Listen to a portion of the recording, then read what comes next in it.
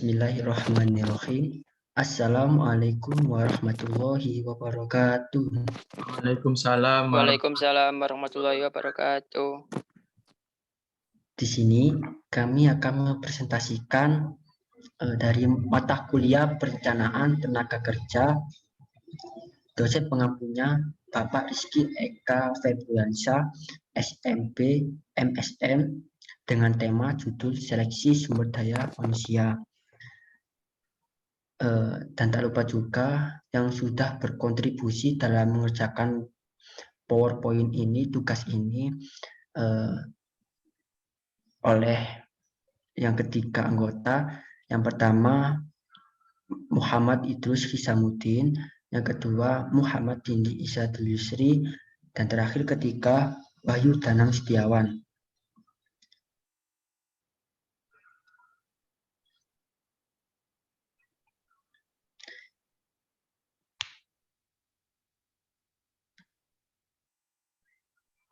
Baik, di sini ada daftar isi dari seleksi sumber daya manusia, ada 5. Yang pertama, pendahuluan.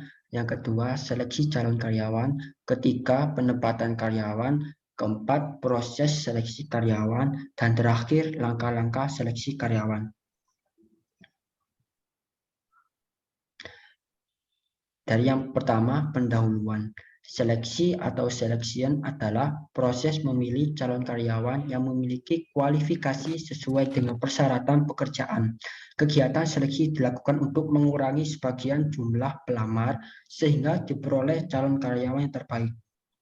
Sebagian besar perusahaan kegiatan seleksinya dilaksanakan secara terencana dan dikerjakan oleh bagian sumber daya manusia. Next.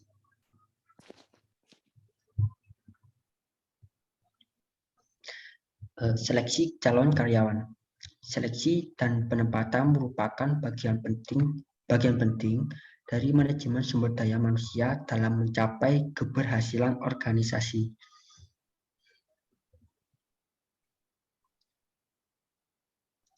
Nah, di sini adalah skema dari seleksi calon karyawan tersebut.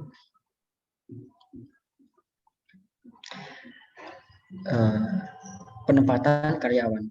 Penempatan atau placement berkaitan dengan penyesuaian kemampuan dan bakat seseorang dengan pekerjaan yang akan dikerjakannya. Kesalahan dalam menempatkan karyawan pada pekerjaan yang tidak sesuai akan mendapatkan hasil yang kurang baik.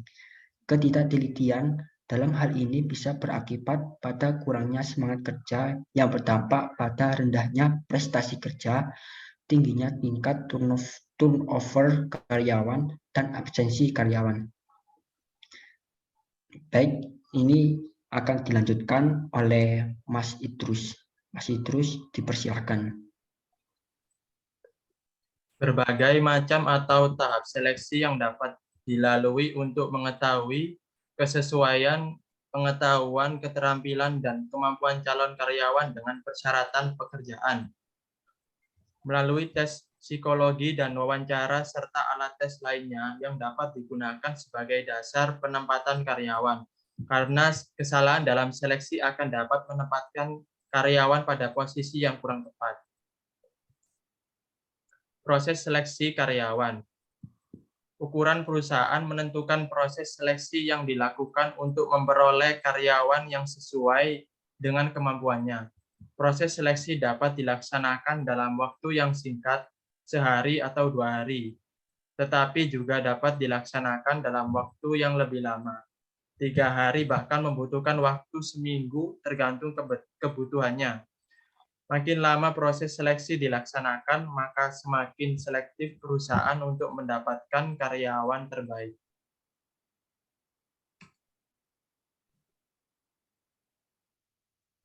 Berikut metode penarikan karyawan, perencanaan sumber daya manusia, dan analisis pekerjaan. Alat-alat seleksi yang dilakukan adalah formulir lamaran, tes psikologi, wawancara, dan sebagainya.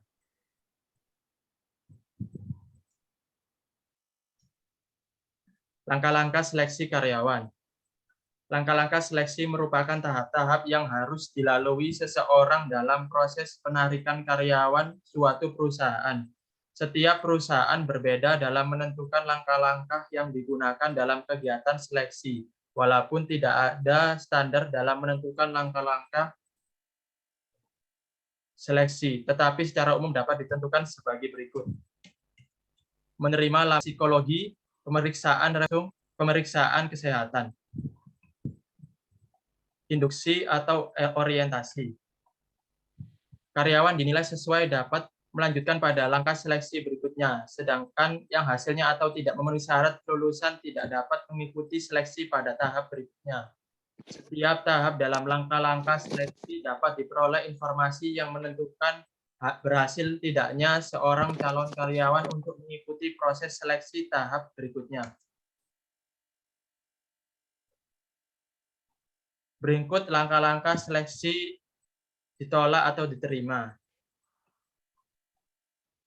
Terdiri dari formulir lamaran kerja, wawancara pendahuluan, tes psikologi, pemeriksaan referensi, wawancara seleksi, persetujuan atasan langsung, tes atau pemeriksaan kesehatan, induksi atau orientasi.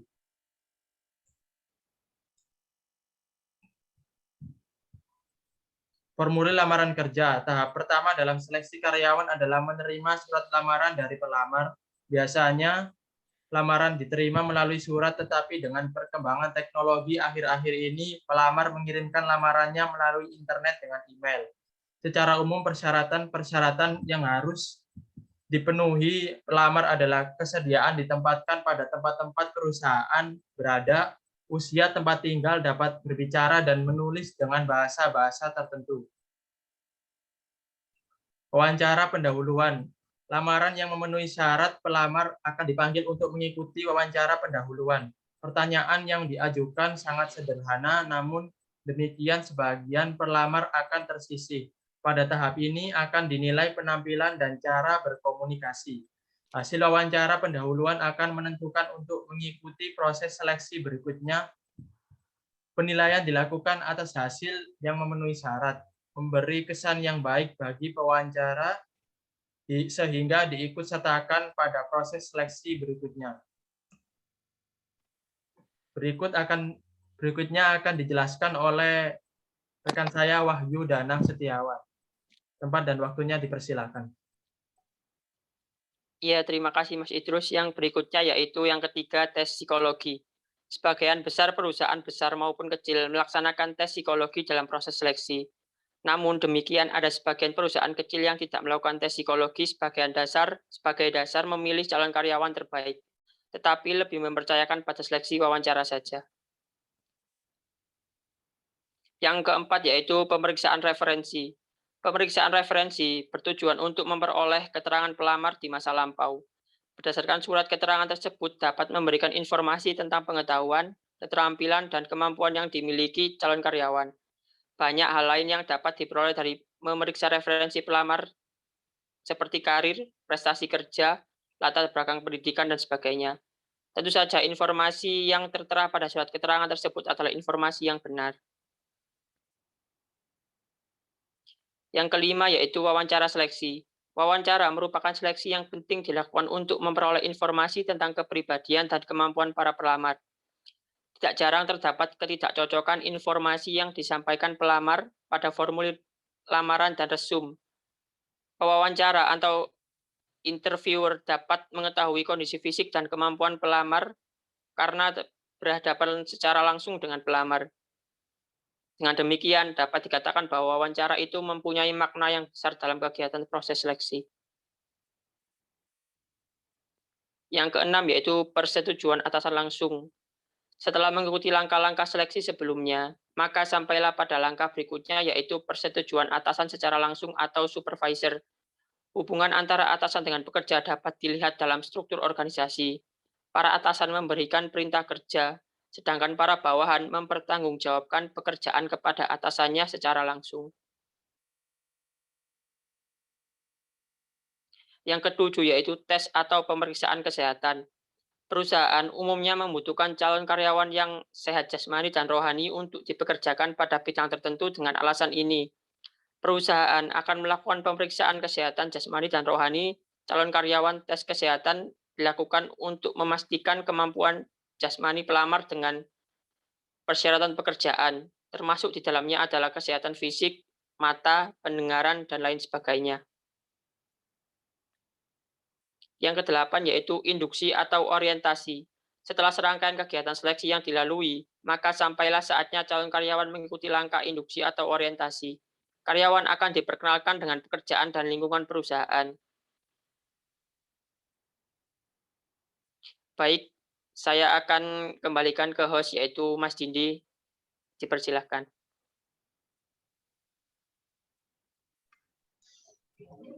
Alhamdulillahirabbil alamin. Presentasi kali ini